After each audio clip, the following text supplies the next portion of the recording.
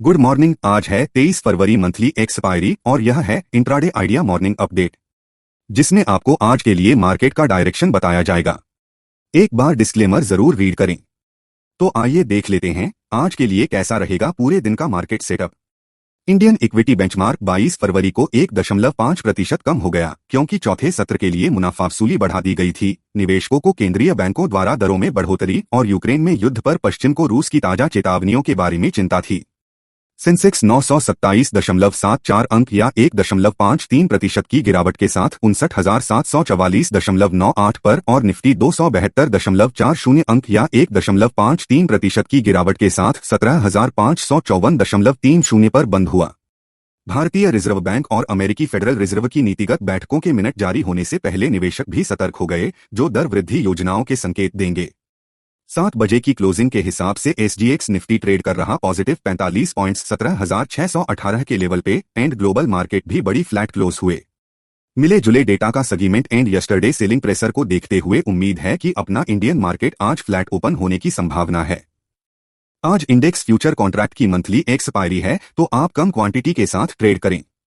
S&P के लिए यह अब मध्य दिसंबर के बाद से अपने सबसे लंबे नकारात्मक रन पर है और दूसरे दिन के लिए 4,000 अंक से नीचे समाप्त हुआ। जनवरी 20 के बाद से रिकॉर्ड नहीं किया गया स्तर। डॉव 84.5 अंक या 0.26% गिरकर 33,045.09 पर, S&P 6.29 अंक या 0.16% गिरकर 3,991.05 पर और नैस्डैक 14.77 अंक या 0.13% बढ़कर 11,507.07 पर बंद हुआ। S&P और डॉव द्वारा अनुभव की गई गिरावट के बावजूद गिरावट मंगलवार की तरह तेज नहीं थी, जो कि 2023 में बाजारों द्वारा पोस्ट किया गया सबसे खराब दैनिक प्रदर्शन था। निफ्टी 50 में 22 फरवरी को तेजी से गिरावट देखी और कल फरवरी फ्यूचर और ऑप्शन की मासिक समाप्ति से पहले 27 जनवरी के बाद से सबसे बड़ी एकल दिवसीय लॉस के साथ बंद हुआ। मॉस्को द्वारा पश्चिम को ताजा परमाणु चेतावनियां और आज रात FOMC मिनट से पहले सावधानी और RBI की मॉनेटरी पॉलिसी के बाद आज भावनाओं का वजन हुआ।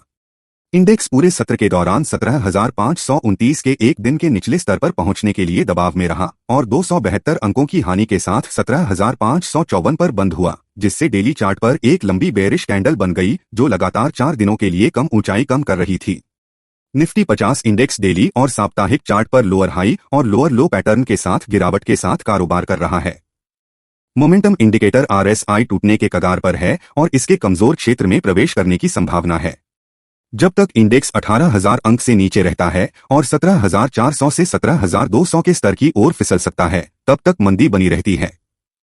मासिक विकल्प के मोर्चे पर हमने 18,000 स्ट्राइक पर अधिकतम कॉल ओपन इंटरेस्ट देखा है, जो निफ्टी 50 के लिए एक महत्वपूर्ण रेजिस्टेंस लेवल होने की उम्मीद है। इसके बाद 17,700 स्ट्राइक, 17,700 स्ट्राइक पर कॉल राइटिंग, फिर 17,600 और 17,800 स्ट्राइक के साथ पुट साइड पर 17,500 स्ट्राइक पर अधिकतम ओपन इंटरेस्ट था, जो आने वाले सत्रों में महत्वपूर्ण सपोर्ट होने की संभावना है। इसके बाद 17,000 स्ट्राइक, 17,400 स्ट्राइक पर राइटिंग के साथ फिर 17,500 स्ट्राइक।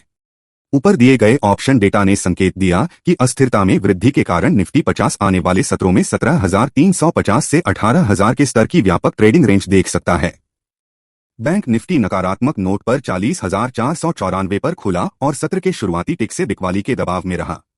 फाइनेंशियल क्षेत्र में बिकवाली देखी गई और यह पिछले 4 सत्रों से डेली चार्ट पर लोअर हाई लोअर लो पैटर्न बना रही है।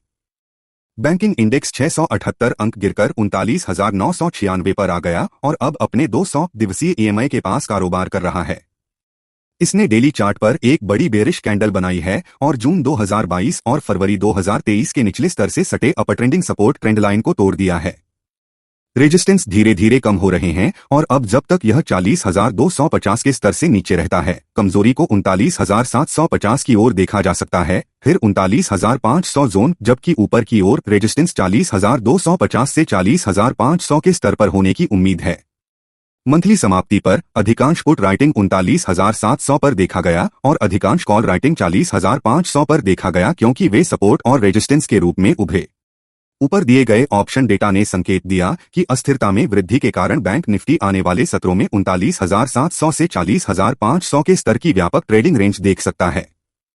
NSE पर उपलब्ध अंतिम आंकड़ों के अनुसार विदेशी FII ने 580 करोड़ रुपए के शेयर बेचे, जबकि DII ने 22 फरवरी को 372 करोड़ रुपए के शेयर खरीदे।